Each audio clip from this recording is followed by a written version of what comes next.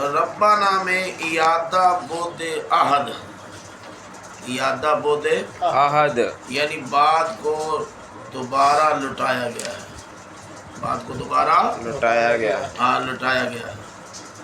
تو ربانہ سے دعا کی تھی نا انہوں نے، وسعت کل شیء رحمتاً، تو بات لمبی ہو گئی، تو جب اسی جگہ بات کو دوبارہ لٹایا جائے نا تو اس کو کہتے ہیں ایادہ بود عہد۔ ربنا وادخلہم، تو وہ چار دعائیں کون سی ہے پتہ نا آپ کو؟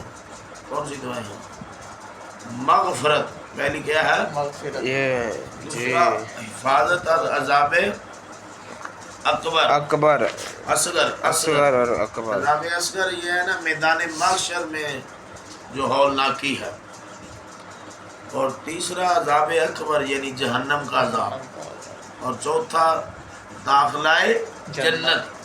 جی دیکھیں ربنا وادخلہم، اے رب ہمارے اور داخل کر ان کو، یہ دعائے سوم داخلہ جنت، داخلہ جنت، جنات عدن التی وعدتہم، باغوں میں ہمیشگی کے، وہ جو کہ وعدہ کیا تو نے ان سے، ومن صالح، دیکھو یہاں ہے جو صلاحیت رکھے، تو صلاحیت کون رکھے گا؟ مومن ہے، مومن ہو۔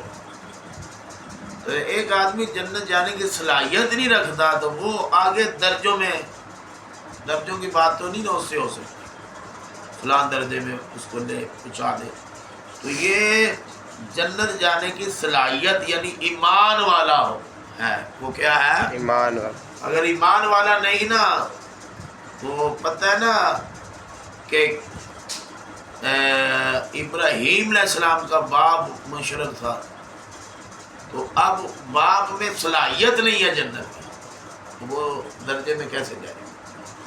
نوح علیہ السلام کا بیٹا کیا تھا؟ مشرک، تو اس لیے کہا کہ جو صلاحیت رکھتے ہیں، کیا رکھتے ہیں؟ صلاحیت، صلاحیت ایمان کی، داخلہ جنت کی صلاحیت کون رکھے گا؟ جو ایمان والا ہوگا، مشرک صلاحیت نہیں رکھے گا۔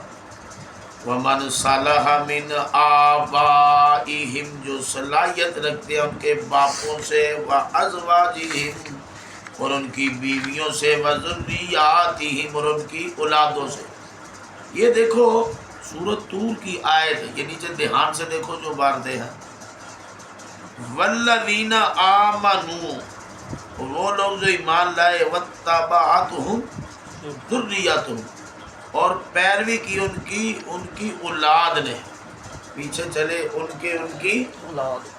تو مطلب یہ ہے کہ جنتی ہے نا ایک آدمی، مثلا بیٹا ہی ہے تو وہ اس کا درجہ تھا جنت میں 10واں، اس کے باپ کا، بیوی بچوں کا، وہ 5ویں پہلے درجے میں جنت کے پہلے درجے۔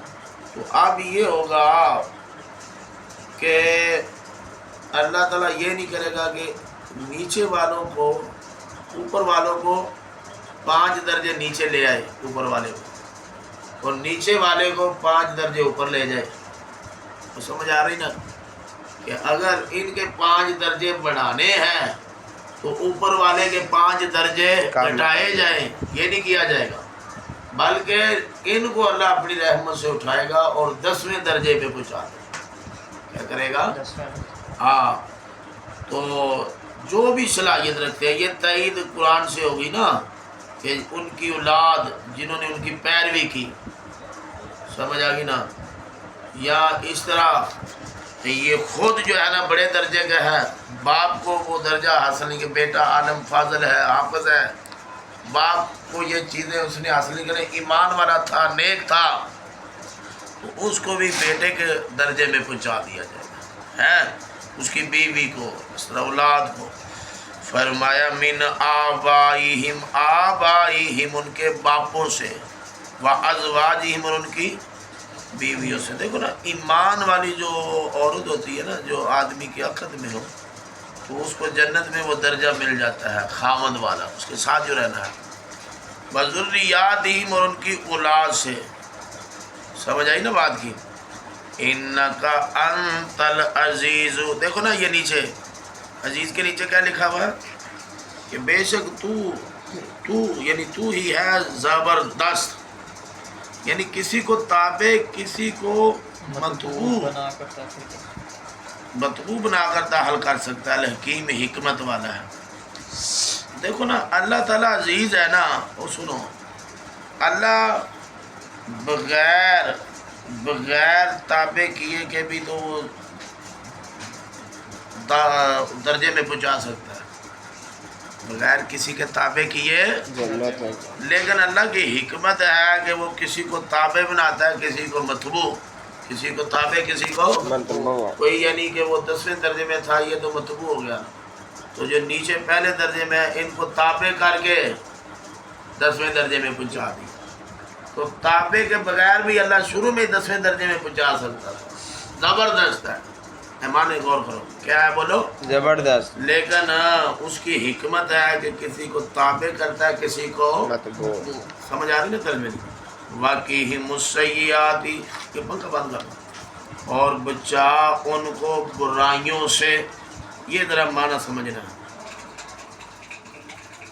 یہ جو واقعی السیئات ہے نا، اس کا ایک معنی کیا گیا واقعی جزاء السیئات، واقعی جزاء السیئات یعنی برائیوں کی سزا سے بچا، برائیوں کی سزا سے بچا۔ سزا سے بچا، تو یہ مطلب، تو گناہ جہنم میں جانے کا ذریعہ بنتے ہیں، تو ایک معنی یہ ہے کہ گناہوں کی جزا سے بچا، گناہوں کی جزا سے بچا۔ ہاں، تو جزا مضاف نکالتے ہیں۔